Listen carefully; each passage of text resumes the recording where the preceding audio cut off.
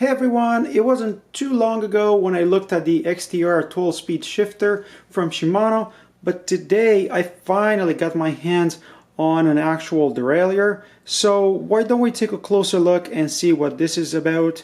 I think I might have discovered at least one thing that is different on this new design for 12-speed. They use the same size box that was used for the shifter, but obviously on this one you're going to get information about the three derailleurs that they provide with this new drivetrain. The one that I have over here, 9100 SGS 12 speed, this is the only one that should be used with a 1051 cassette. You have the 9100 GS medium cage. This is for the 1045 cassette, either 11 or 12 speed. Finally, the bottom one, 9120 SGS. This is for 12 speed, but for 2x drivetrains. Just like all the other XTRs, these are made in Japan.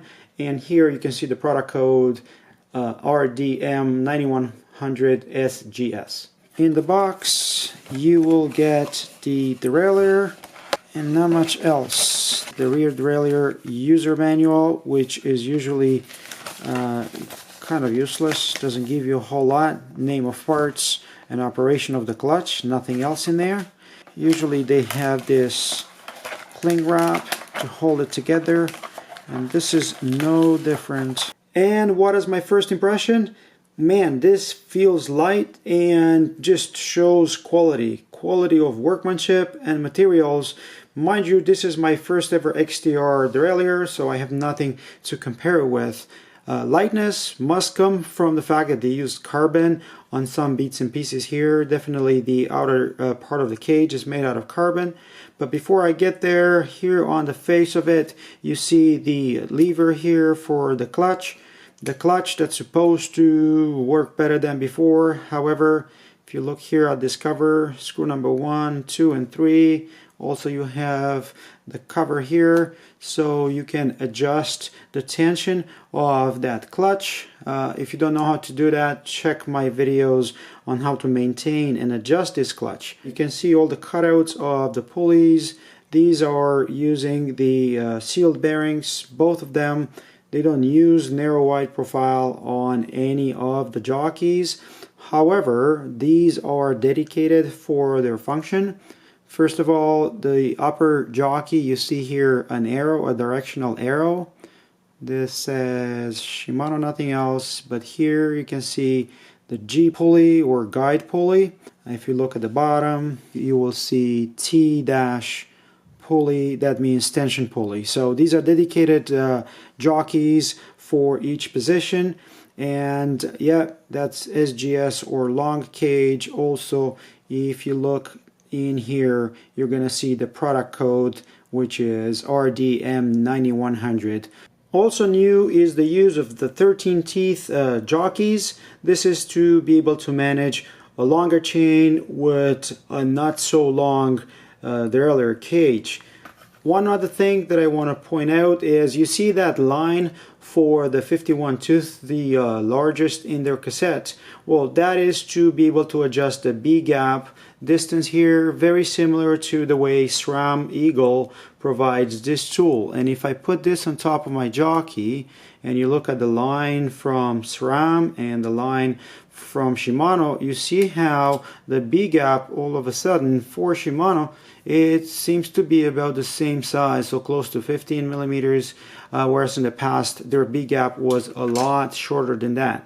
And talking about SRAM, I have an Eagle derailleur over here. Yeah, this is a GX, but it's designed the same way that X01, XX1 are designed.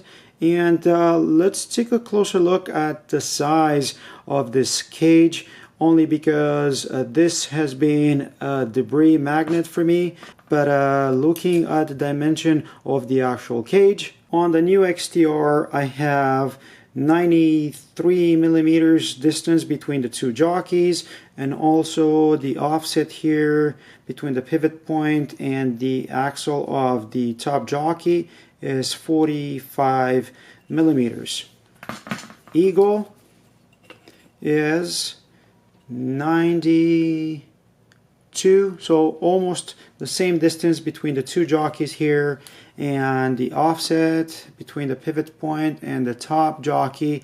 SRAM actually uses slightly more offset here. You see is about 52 millimeters, so 6-7 millimeters longer offset.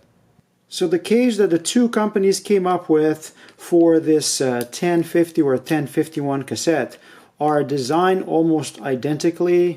No matter how you look at this, is very similar, and the jockeys are almost the same.